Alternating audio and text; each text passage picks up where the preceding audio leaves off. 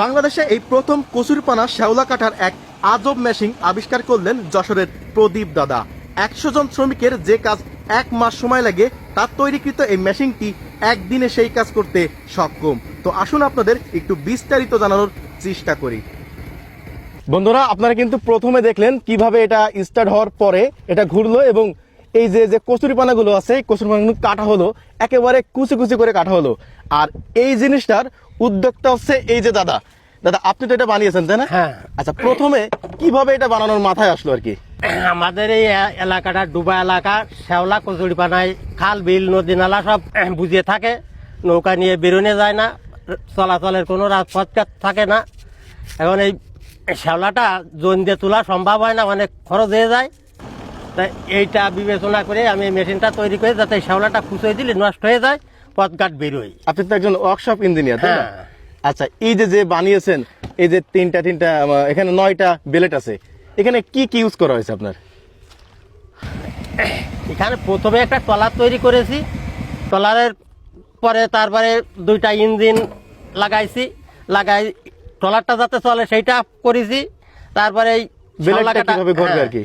শ্যাওলা কাটা মেশিনটা যাতে চলবে তার একটা আলাদা সিস্টেম করে ওইটা চালাচ্ছি আর কি। আচ্ছা, এটা আপনার বানাতে কতদিন সময় লাগছে আর কত টাকা খরচ হয়েছে?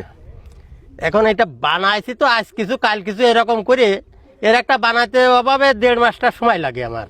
আচ্ছা, কত টাকা খরচ হয়েছে আপনার এটা বানাতে? আমার এই মেশিনটা করতে 3 লাখ টাকার কিছু বেশি গেছে আর কি। দাদা, আপনি তো শ্যাওলা কাটতেছেন, 1 বিঘা গেরের অতিরিক্ত শ্যাওলা হলে কত সময় লাগবে এই মেশিনে? অতিরিক্ত ঘন শ্যাওলা হলে আপনার 1 বিঘা কাটতে 2 ঘন্টার একটু কম সময় লাগবে। আচ্ছা, যদি পাতলা হয় তাহলে আরো অনেক কম। অনেকটা কাটা যাবে। আচ্ছা, বাংলাদেশের বিভিন্ন জায়গায় এই যে জোন দিয়ে অনেক টাকা খরচ করে শ্যাওলা কচুরিপানা তোলা হয়।